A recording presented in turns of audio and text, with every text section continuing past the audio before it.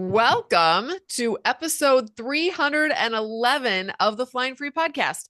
I have Diana with me here again today, which Diana, you heard a couple weeks ago. I think it was maybe a couple of weeks ago she came on, and we had so much fun that I decided I said, "Do you want to come on again?" And let's talk about. So Diana and I think we could say that we are in real life friends now, don't you think? We are, Yeah. definitely. We are in real life friends, and we actually uh Marco Polo back and forth when we're in the mood to just, gab about different things. And we were gabbing one day about parallel parenting and just what that's like. And so I said, "Do you want to do a podcast about this?" And she said, "Yeah, let's do it." So I put in the forum, our private forum for Flying Free. And if you're interested in flying free or flying higher, you can go to Join Flying Free for more info or Join Flying Higher for more info. But we have this private forum, and sometimes I'll pose questions. Usually, members are posing questions for us. Diana is a coach inside of Flying Free as well. But this time we posed a question for them and we just said, "Hey, what are some of your challenges with parallel parenting? Those of you who are either separated from your husband, or even you might even still be married to your husband, but you have very different approaches to parenting. And then some of you are divorced. So give us all your questions about that, and we're going to do a podcast about it." Well, we got tons and tons of questions, and that is what this episode's going to be about. And I think it's going to be so long that we might end up dividing it into two. So if this episode ends abruptly and you're like, "Well, wait a minute, the conversation's not over," it's because it'll be continued next time. Okay. Otherwise, if we wrap it up, it might not be. I don't know yet because we're doing this right We'll see what now. happens. We'll see what happens. Exactly. All right. So before we get started, though, I'm going to read to you what AI says that co-parenting and parallel parenting are. And I just did this, you can go on to Chat GPT and just, ask any question that you want to, and it just pulls from the internet, right? So it just pulled a bunch of things that it got from the internet. And this is in general, this is what the world says about co-parenting versus parallel parenting. Okay. Co-parenting and parallel parenting are two different approaches to parenting after a separation or divorce. Now, I would argue that it could be even while you're married and during a separation. And the main difference between them is the level of collaboration and communication between the parents. So, co-parenting is a collaborative approach where parents work together to make decisions and raise their children. Co-parents typically have open communication channels. They share parenting ideas and are flexible when changes are needed. Doesn't that sound beautiful? And you changed your tone to make it sound lovely as well, because that's what it sounds like. It's like your dream, what you would have Exactly. loved to experience. Exactly. That's co-parenting. So when you hear people out there saying, "Well, you need to learn how to co-parent," Diana, what's the problem with that? Well, if only one person is willing to come to the table and be collaborative, and the other uh, pushes against that, challenges it, and keeps throwing wrenches into it, there's no way it can work. That's right.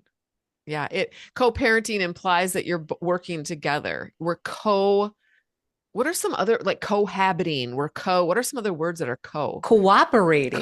Yes. Perfect. All right. Collaborating, cooperating, co-parenting. It's a Yes. harmonious, it's a coming together. Yes. And the word coming together starts with CO as well. So that's a good brain like hook to remember that. All right. Parallel parenting, on the other hand, I want you to picture when you're going parallel to something, like let's say that you're on a freeway. Have you ever been on a freeway where there's construction? We have this in our city right now. There's construction on this freeway, and it actually divides in the middle, and if you're in the right hand lane, you actually go a different direction. You're not going a different direction, you're still going that direction, but you're on a different road. And then the people who happen to be in the left lane, they kind of split off, and they're also going the same direction. You end up at the same place. Actually, that's where the analogy breaks down, though. So Maybe forget that analogy. I love, well, just stop your analogy before it gets to the end. I love your analogies and how it's like, if we can just think of it in part, it'll Yes, help us. yes, yes. So you're on the same, you're both parenting. That's the part that's the same. You're both And the parents. children happen to be the same children. Yes, exactly. Um, but that's where the comparisons are end up breaking down. You're on two different roads. You have two different ideas. So this is what AI says. It's a more rigid approach where parents make decisions independently. You're on your own road and have little direct contact with each other.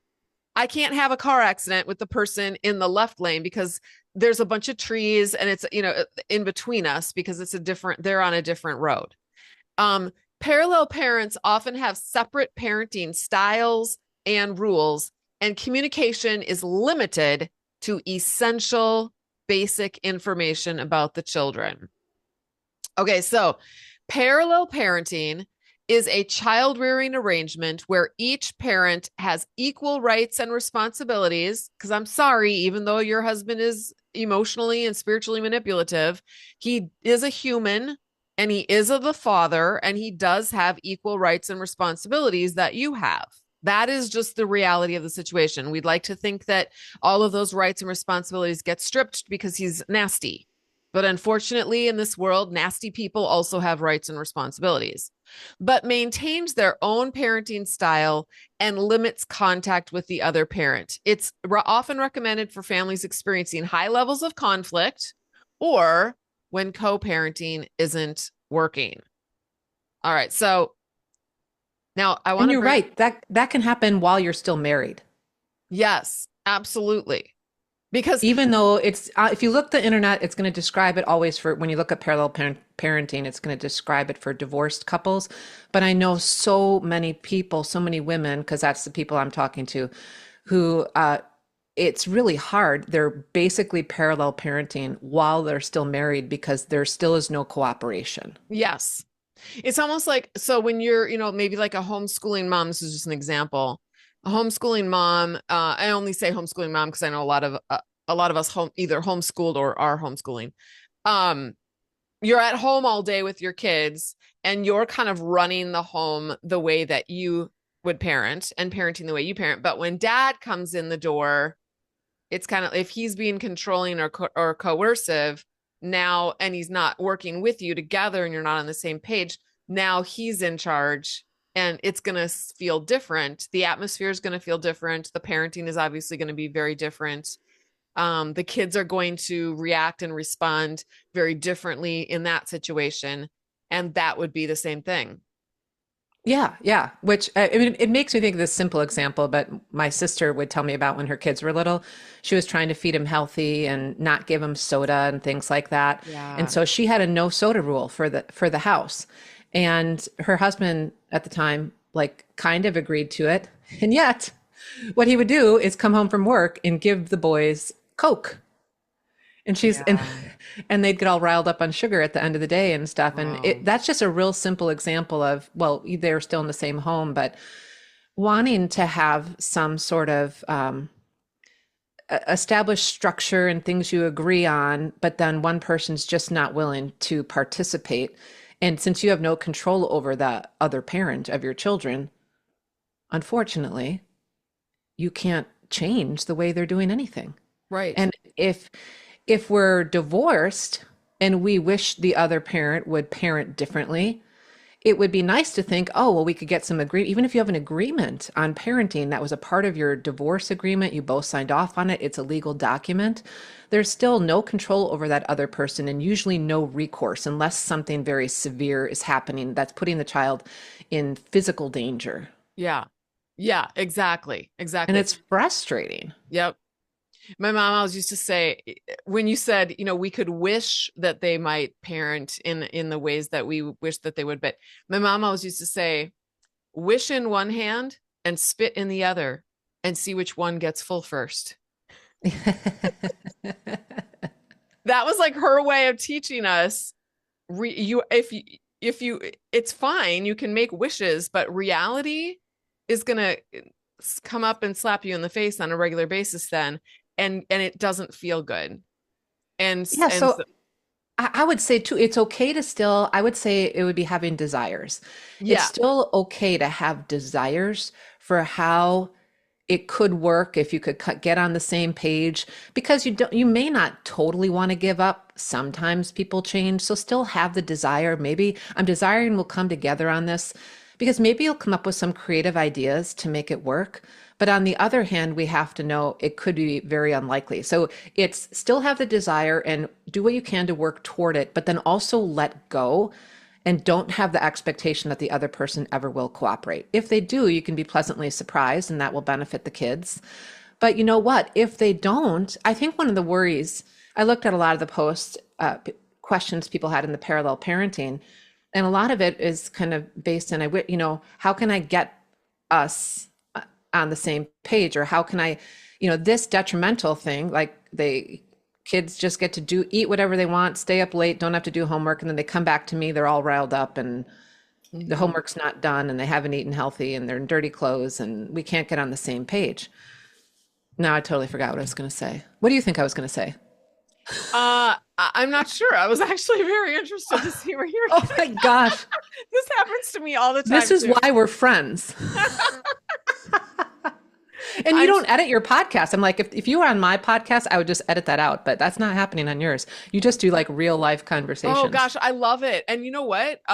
All the people that are listening right now, they're all coming up with their brains are finishing that thought. Finish it for me, would you? And it's beautiful. Because you have your own wisdom about this. Yes. The point I wanted to make ultimately probably was that we need to get to a point for our own sanity to realize we have no control over any of that. The more we think, if I could just, get him to put my child to bed by 10 p.m. instead of letting him stay up till 1, if I could just get him to help the child with the homework so I don't have to, spend all of my time trying to help them with homework and we don't get to do anything fun because they've done all the fun. If I could just get that to happen, everything would be okay. But then we're kind of punishing ourselves the whole time, feeling frustrated because it won't happen, being Mhm. angry because they're not doing it right. And that does spill out into the way we're parenting our kids. Imagine Yes. if the homework's not done, now it's Monday night and we're like, oh, fine, since you didn't get a chance to do your homework all weekend because nobody helped you, I'll help you tonight. And we're coming at it frustrated Yes. instead of how would we rather show up as a Yes. mom when the other parent isn't supporting our efforts? Yeah. That is a great point. It make that actually that exact issue actually was an issue for me when I was first separated and divorced. Or actually I should say divorced, because when we were separated, my husband really didn't spend a lot of time with the kids. But after we were divorced, then he got them more. And I thought that he would show up for them on home, and help them with homework and stuff. And he didn't. And I actually had to make a decision early on that I was the parent that was going to be the homework parent and not him.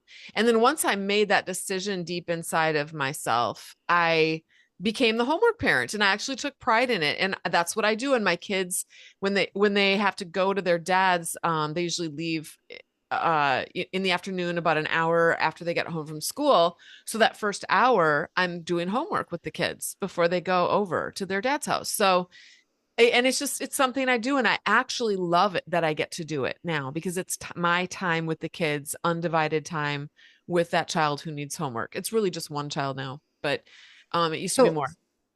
can I point out something that you said? So Yeah. this is the way my brain works, and a lot of the people I work with, they love how they all call it reframing. I'm like, it's different from reframing in my mind. It's like noticing what our values are. It's kind of declaring who we are and how we want to show up. It's changing. Yes, it's changing the narrative in our brain, but it's got to be something that we believe and align with what we want and what we care about. Yeah. So I want to point out what you said, and you said, okay, well, I'll be the one that helps them with the homework. And so I wrote down a list of this like arsenal of statements that I would give myself in my own life for things like this or help people I coach with.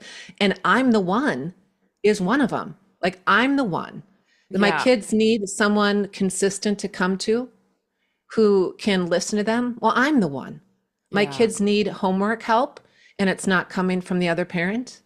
Great. I'm the one. The Yeah. kids need to eat healthy uh, as as much as I can make it happen. Well, I'm the one. Sorry, Yep. kids. I'm feeding you broccoli and chicken and whole grains because I love you and I care, and I'm the one who's going to do this for you. Right.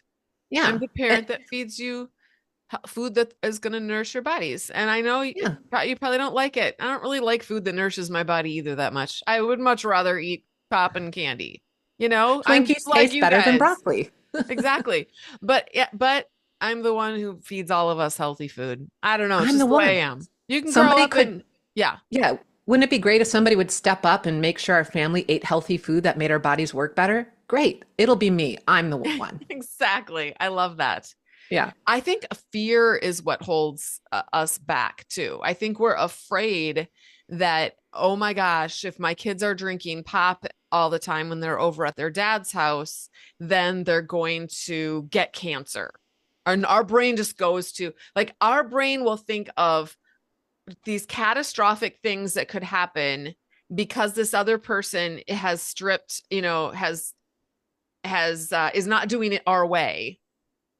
And I've had to be onto my own brain with that too. Like there's a part Yeah. of me that's like constantly screaming that the sky is falling if it doesn't go my way.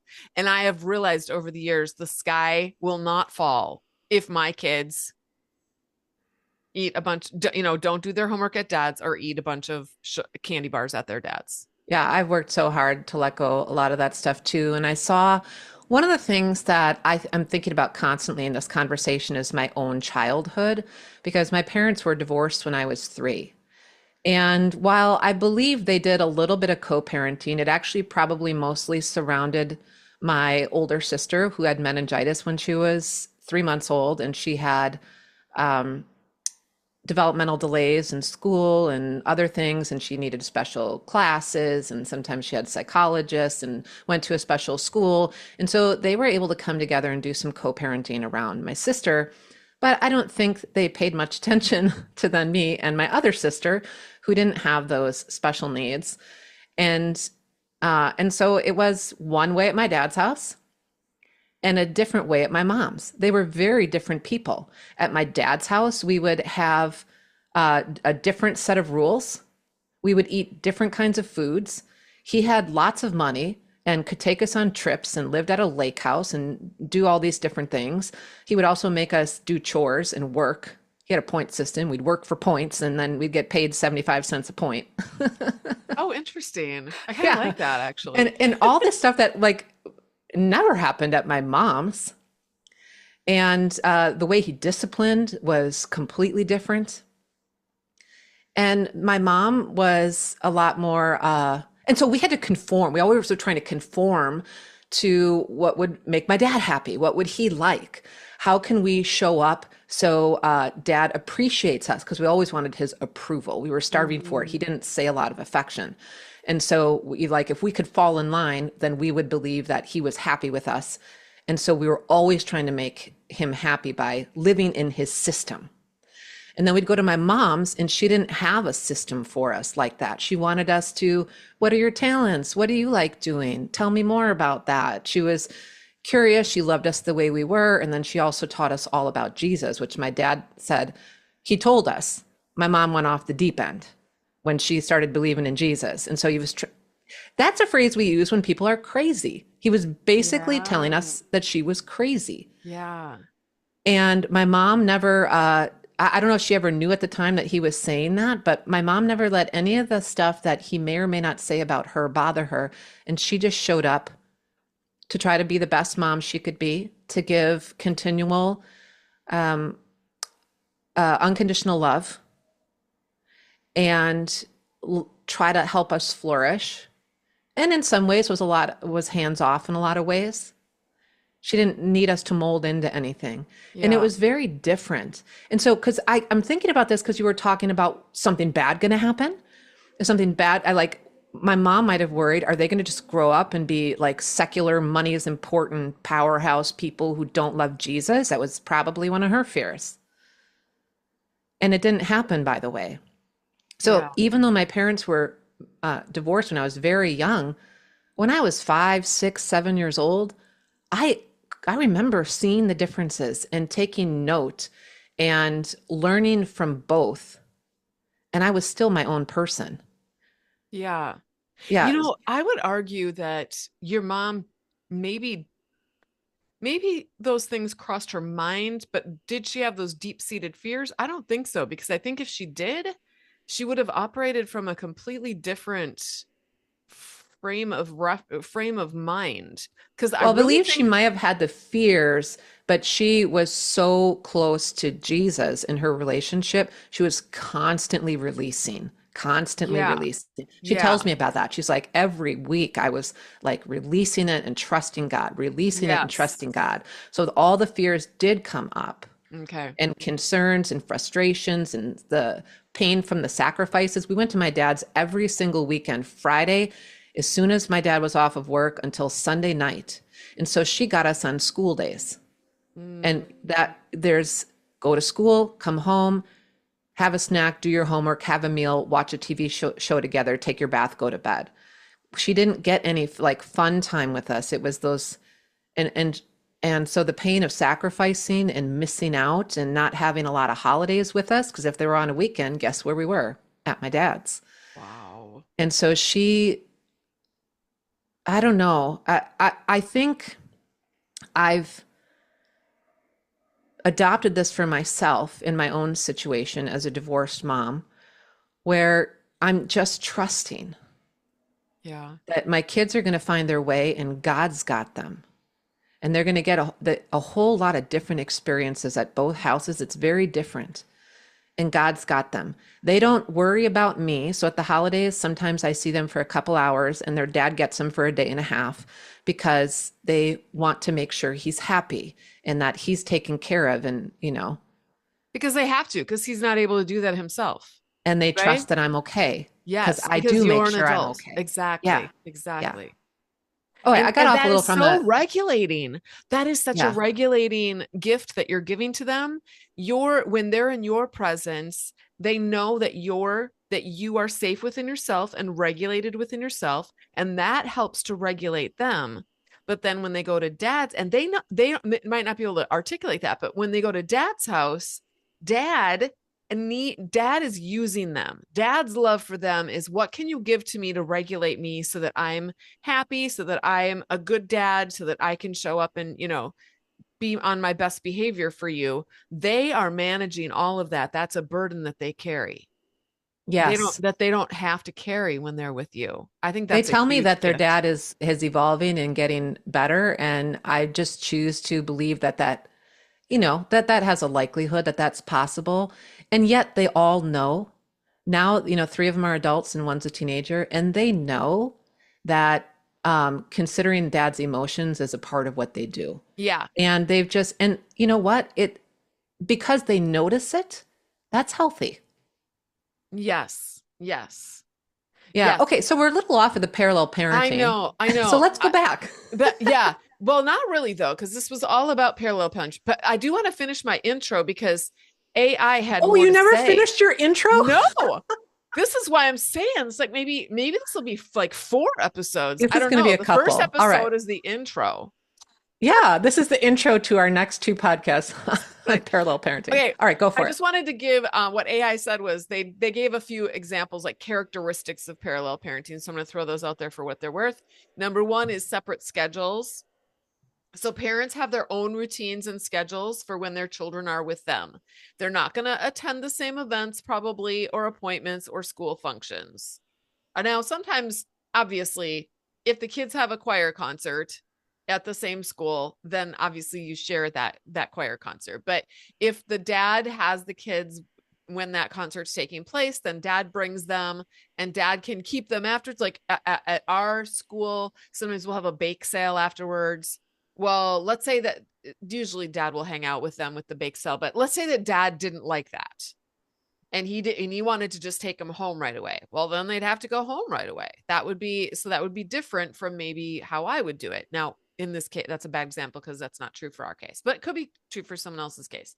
All right. Another thing is limited communication. Parents usually communicate in writing, such as through email, text messages, or a co-parenting app.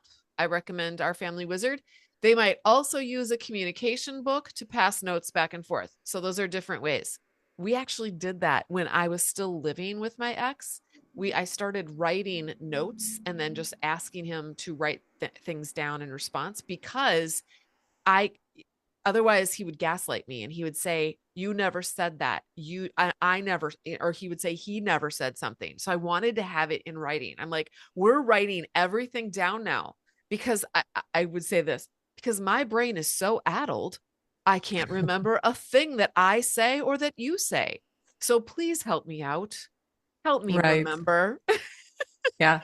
Okay, clear boundaries. Parents establish clear guidelines for their involvement in their children's lives. They might have agreements about cell phones, internet usage, and dating guidelines. So these are things that are going to be different at each house. And I know that there's been questions in our forum about how, my husband wants them to have a phone and lets them use their phone at night, and I don't want them to have a phone, and I don't want them to be on social media.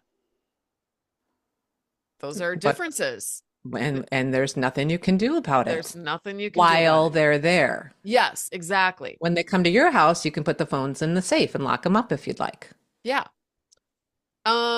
Decision making. Parents make decisions about their children's lives independently, such as medical appointments, schooling, and extracurricular activities. Now, this does get muddy. This is where it's like, okay, I don't know. Because think about it, medical appointments, we have had people in the forum who have had issues with, my child needs to be seen. I actually had this. I wanted my children to be seen by a certain uh therapist, and he said no. So then it was like, okay, well, what therapist would be okay for the kids to see? Give me three names and then let's go for it. Well, he never came up with three names. So I did. I just came up with three names and said, you pick, because I didn't care. Whichever three of those was fine. So that's what we did. That's how you can kind of compromise with these people. But the point Right. is, some people are like, well, they don't need to go in to get immunizations, for example. One person might be all about vaccines, the other person might be anti-vaccine. That's like a big one. These are things you want to, if you have big issues, by the way, like that, you need to get that in the divorce agreement. You need to get, those are big things that don't wait till after the divorce to try to figure that stuff out. You have to figure that out beforehand, and have a judge sign off on it, because otherwise going back to try to get your divorce agreement changed is much harder than just getting it nailed down to begin with. And I'm going to do a plug for the prep for divorce course in Flying Free. We have That course is so good. it's It's very so good. comprehensive. Yeah, I do not recommend going through a divorce if you are not prepared. And that course will prepare you.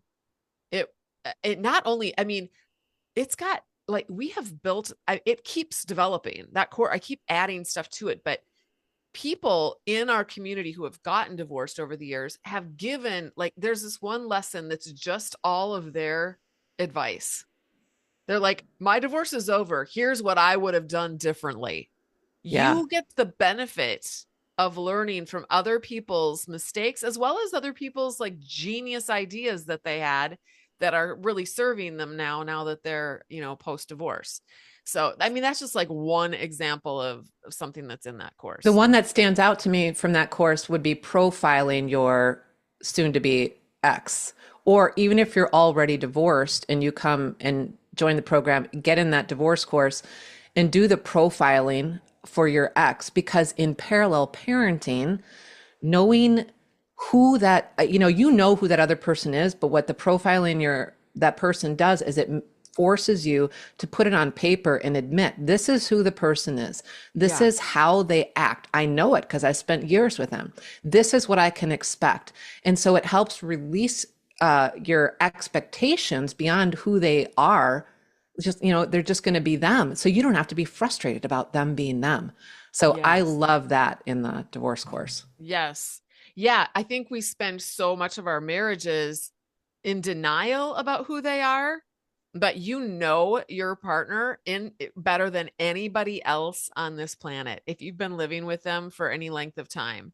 Yes. And so don't be in, rather than being in denial, like, oh, well, I'm sure they could change, or this isn't the person that I married. Actually, that is the person you married, and they are very consistent. If you look back, that's another thing too. People in the forum will say something will happen and they'll say, it's so weird. I'm so shocked that he did this thing. And when we dig in deeper, we find out that he's done this thing a million times before. So Right. this is like an example of how we just are in denial. We don't want to believe that this is who, yeah, this is who they are. So that little profiling exercise will help you to like look at the bold-faced truth or bald-faced truth. Is it bold-faced truth or I bald? don't know. Could be either, I think. Look at the truth and and then make your decisions based on reality, not based on, well, I'm sure they're just a little puppy dog inside and they don't mean to, and yeah, they do. And that's how they, even if they don't mean to, that's how they do. My ex would always say that. He'd go, well, I didn't mean that. And I'd say, nevertheless, that is what you did. Yeah, I watched the behavior panel on YouTube. I love them. And this one guy, Greg Hartley, always says, I think that's his name. He says, the organism does what has made the organism successful. And so, whatever patterns they've had in their life that they've used over and over to navigate life, whether it's healthy or not, it's made them successful in their navigation. They're going to keep doing it. It's who they Yeah. are. Yeah. Yeah. Yeah. That I love that. That's a great way to look at that. All right. Before we get into the questions, and I think we're going to do one more thing, and then that's going to be the end of this episode. And then we're going to get into the questions We're just next introing episode. it. Yeah, this is just the intro. Um, I love that it's like a podcast cliffhanger. I think continuing podcasts is fun. Yeah. Because you know what's going to happen? Everybody listening between now and the next episode, put your brain to work to think about parallel parenting.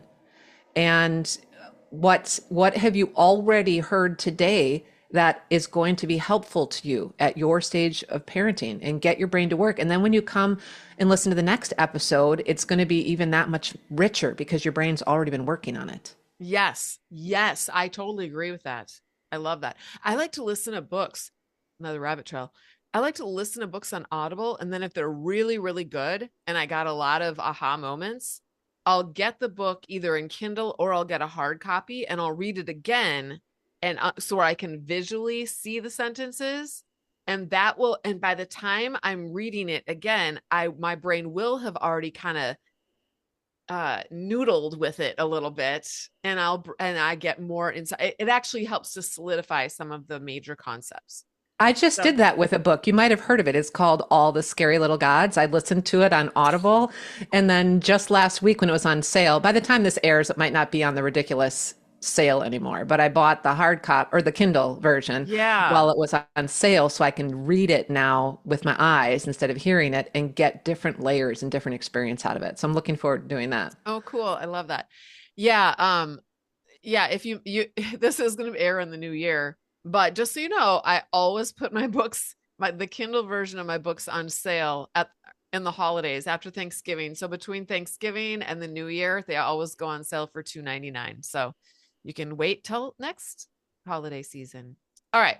So someone had brought up in the forum about how she had been, I don't know if she was like getting coached from a narcissist recovery coach or if she was taking a class from them, but this narcissist recovery coach had coined her own terms and definitions around this whole idea of parallel parenting.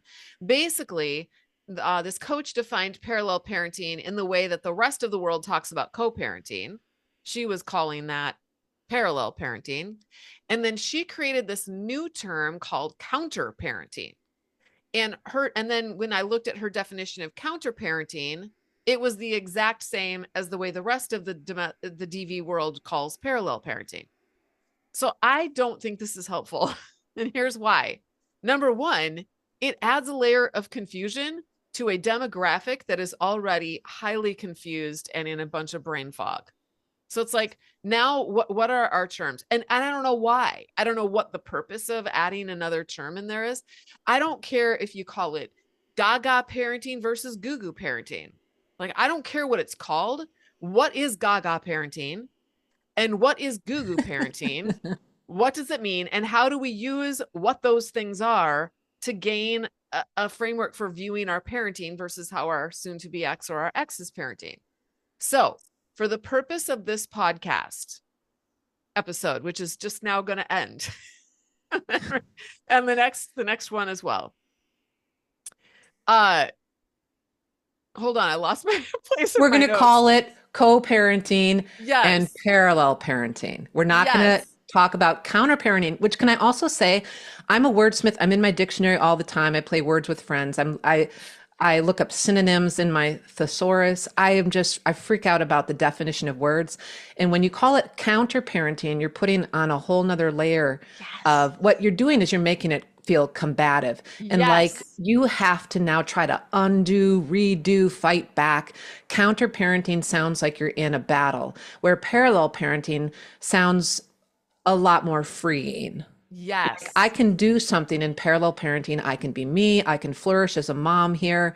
And while that other parallel parenting is happening, I will focus on this and do my best. And I don't have to counter, fight against, undo. We'll talk about this as we continue, but I can just speak truth and I don't have to yes. counter anything else or work against it. I'm going to show up as the best mom I can. So I think parallel parenting is a much better term and a lot less um, I don't have to gear up for battle. I don't have to be a gladiator. Right, Yeah. right, exactly.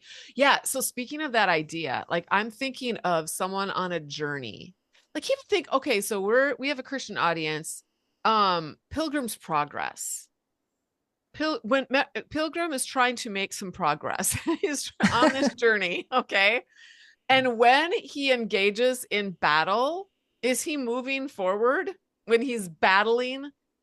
No, you have to stop all your Yeah, forward. Yeah. You just have to. And how long will that battle last? Will you be stationed at the same place and feel like you're not making any progress and you can't move forward until the battle's won? exactly. And what I what was the do you remember what was the biggest thing that he did that actually enabled him to have forward movement in his life? I actually don't know anything about Pilgrim's Oh, Progress. it's so funny. I I wondered know when I about right before battles. I asked it, I was like, I wonder if she's read the book. I hope she has, but maybe not. Okay, so those of you who have read the book, and even those of you who don't, what he does is he has to get rid of his burden. He has to lay it down. He has to let it go. He's carrying this big, huge pack of all this stuff on his back, and he can hardly walk because it's such a burden. And so until he lets that go, he takes it off of his back and just lays it down. He's not free. He's making very slow progress. And then throughout his journey, he does engage in these different battles and stuff. But their battles, they illustrate battles within ourselves. And it's only until he lets go of each of these things that he is finally able to then move on to the next Yeah. level. So I think too, and when I think back on my own journey up and out, when I was there's a time to fight. Okay. There's a time when the fight comes to you. The fight's coming to you, and there's nothing to be done for it, but you need to engage in that battle. But but there is also a time where you need to be done fighting, and you need to let go and trust. There's Yeah. that's where I would say the faith comes in.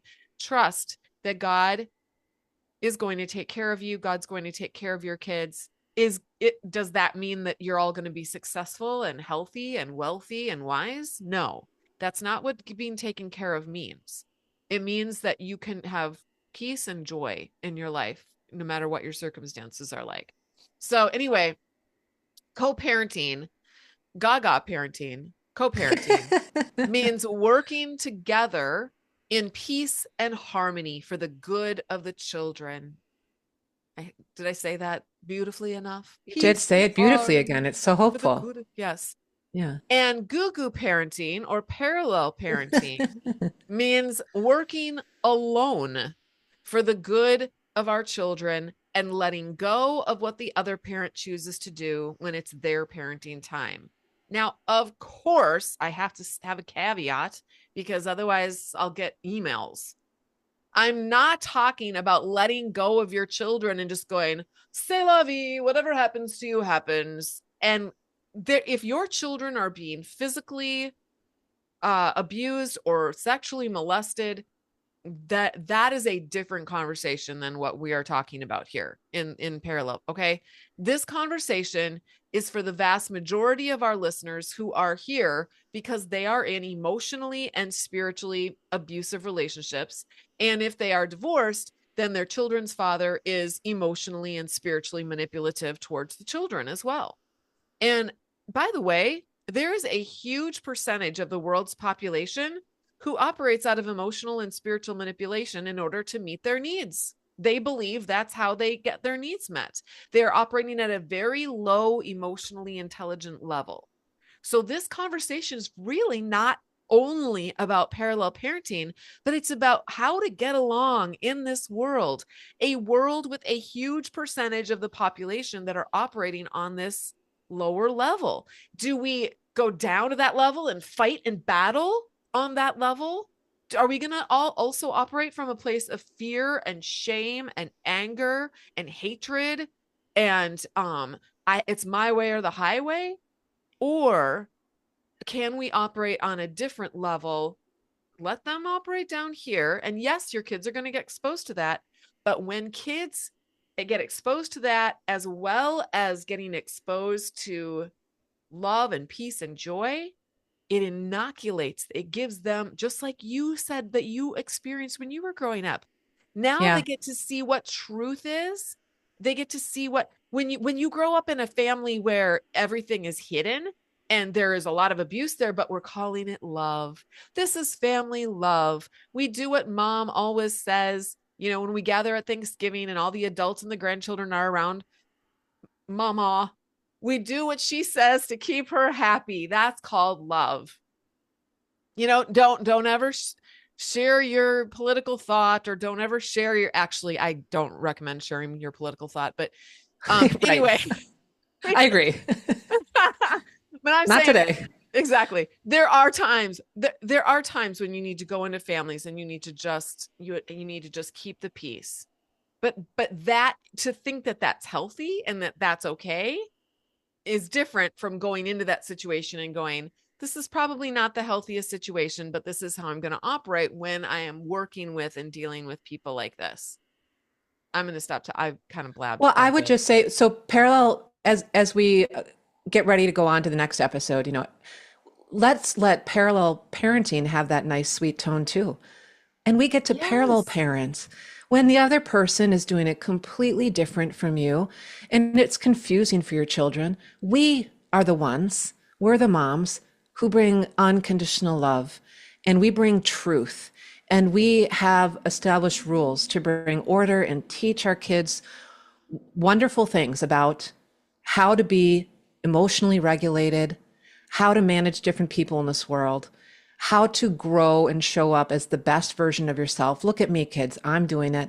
And I want to give you the tools so you can do it too, even though everyone else in the world might not be doing it, or a lot of people aren't doing it. So let's do that together, kids. So I'd say parallel parenting can be a beautiful opportunity for us. And I think we'll hit on that as we're answering questions. Yes.